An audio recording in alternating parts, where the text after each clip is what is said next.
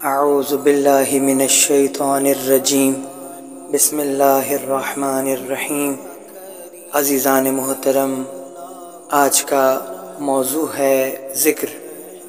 اس موضوع پر 2 آیات خداوند متعال اور 3 روایت معصومین علیہم السلام، اس کے علاوہ مختصر تشریح اور 2 واقعات اس ویڈیو میں آپ کے سامنے پیش کیے گئے ہیں۔